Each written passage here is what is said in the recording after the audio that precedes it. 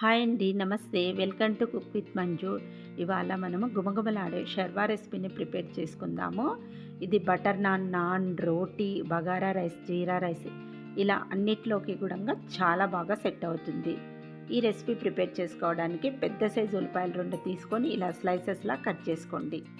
తర్వాత టమాటోస్, బాగా పండిన టమాటోస్ తీసుకొని ఇలా కట్ చేసుకొని పెట్టుకోండి. ఇప్పుడు ప్యాన్ పెట్టేసుకొని ఆయిల్ వేసుకోవాలి. ఆయిల్ కొంచెం హీటెక్కిన తర్వాత ఇందులోకి కొద్దిగా సాయి జీర వేసుకోండి. తర్వాత ఇందులోకి కొంచెం దాల్చిన చెక్క, లవంగాలు వచ్చేసి ఒక 4 వేసుకోండి. ఇలాచి ఒక 2 వేసుకోవాలి. తర్వాత ఇందులో కొంచెం మరాఠీ మొగ్గ వేసుకోవాలి. ఆ తర్వాత ఇందులో స్టోన్ ఫ్లేవర్ అండి, బండ పువ్వు వేసుకోండి, టేస్ట్ చాలా బాగుంటుంది.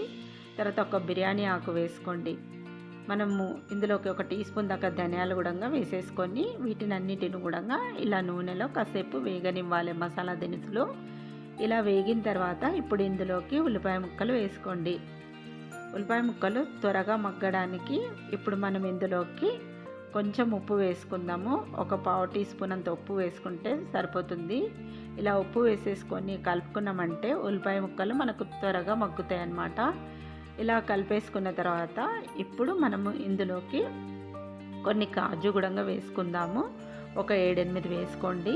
కాజు వేసేసుకున్న తర్వాత ఇప్పుడు ఇందులోకి ఒక టీ స్పూన్ దాకా అల్లం వెల్లుల్లి పేస్ట్ వేసుకొని పచ్చిదనం పోయేంత వరకు కూడా బాగా వేపుకోవాలి. ఉల్లిపాయలు కూడా మంచిగా బ్రౌన్ కలర్లోకి మారాలన్నమాట. ఇక్కడ చూపిస్తున్న విధంగా ఇలా వేపుకొని వీటిని పక్కన పెట్టేసుకుందాము.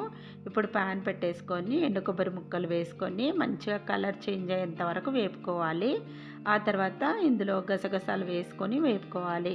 ఈ కొబ్బరి గసగసాలు అనేది ఇలానే వేపుకోవాలి. అప్పుడే మనం చేసుకునే షేర్వా అనేది కమ్మగా ఉంటుంది.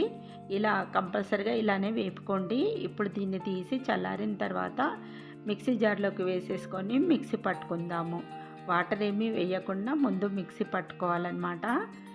ఇలా మిక్సీ పట్టండి. ఇలా మిక్సీ పట్టుకున్న తర్వాత ఇప్పుడు మనం ఇందులోకి ఉల్లిపాయ వేపుకొని పెట్టుకున్నాం కదా, ఇప్పుడు ఇందులో నుంచి బిర్యానీ ఆకు తీసి పక్కన పెట్టేసుకున్న తర్వాత ఈ ఉల్లిపాయ మసాలా మొత్తం కూడా ఇలా మనం మిక్సీ జార్లోకి వేసేసుకుందాము.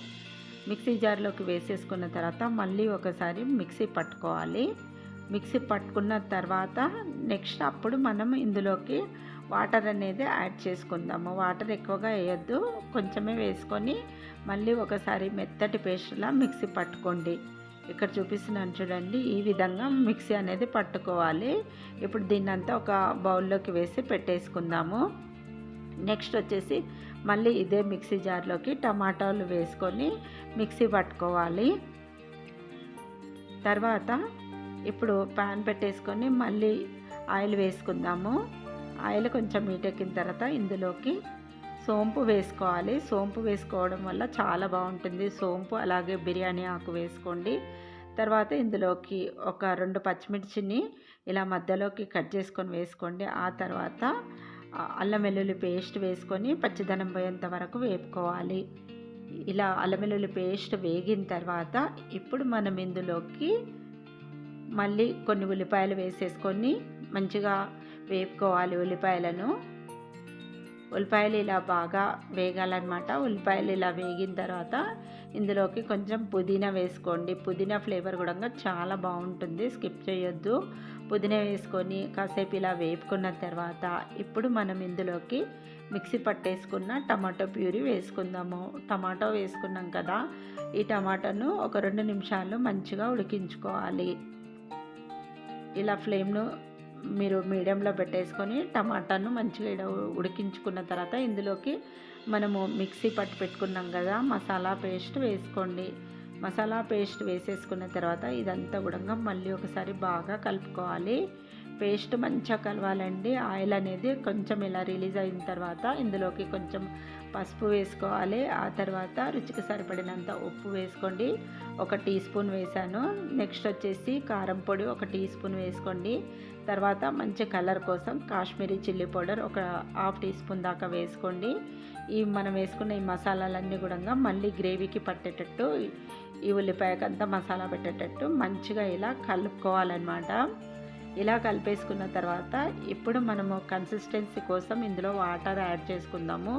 ముందుగా మనం మిక్సీ జారు కడిగేసుకొని ఒక కప్పు దాకా వాటర్ వేసుకొని మంచిగా ఇలా కలిపేసుకుందాము. ఇలా కలుపుకున్న తర్వాత ఇప్పుడు ఇంకొక కప్పు దాకా కూడా వాటర్ అనేది యాడ్ చేసుకోవాలి. షెర్వా అనేది కొంచెం పలుచగానే ఉంటుంది కాబట్టి పెద్ద సైజు కప్పులో ఒక 2 కప్పుల దాకా వాటర్ అనేది పడుతుంది. ఇప్పుడు ఇదంతా కూడా మంచిగా ఇలా కలుపుకోండి. కలుపుకున్న తర్వాత మీరు టేస్ట్ చేసి చూడండి. ఉప్పు సరిపోకపోతే కొంచెం ఉప్పు అనేది యాడ్ చేసుకోండి.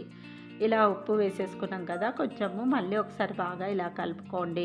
కలుపుకున్న తర్వాత ఇప్పుడు ఇందులోకి కొంచెం కొత్తిమీర కూడా యాడ్ చేసుకోవాలి. కొత్తిమీర వేసేసుకొని మంచిగా కలిపేసుకోవాలి.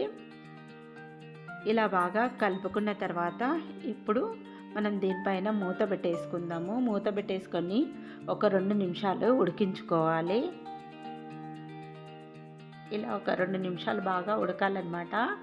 ఉడికిన తర్వాత ఇప్పుడు మనం ఇందులోకి కొంచెము ధనియా పౌడర్ వేసుకుందాము. ఆ తర్వాత ఇందులోకి జీలకర్ర పొడి కొంచెం వేసుకోవాలి. ఆ తర్వాత గరం మసాలా పౌడర్ వేసేసుకోండి. నెక్స్ట్ వచ్చేసి ఇక్కడ కసూరి మేతి పౌడర్ కూడా వేసేసుకొని ఇవన్నీ కూడా మళ్ళీ ఒకసారి బాగా ఇలా కలిపేసుకోండి. ఇలా కలుపుకున్న తర్వాత ఇప్పుడు దీనిపైన మూత పెట్టేసుకొని మళ్ళీ ఒక 2 నిమిషాల వరకు కుక్ చేసుకుందాము. ఇక్కడ చూస్తున్నారు కదా, ఒక 2 నిమిషాలకు మంచిగా ఆయిల్ అనేది ఇలా పైకి తేలుతుంది. ఇప్పుడు ఇందులోకి కొంచెం కొత్తిమీర యాడ్ చేసుకొని కలిపేసుకోండి. ఇలా కొత్తిమీర కలుపుకున్న తర్వాత మళ్ళీ మూత పెట్టేసి జస్ట్ 1 నిమిషం అండి సరిపోతుంది.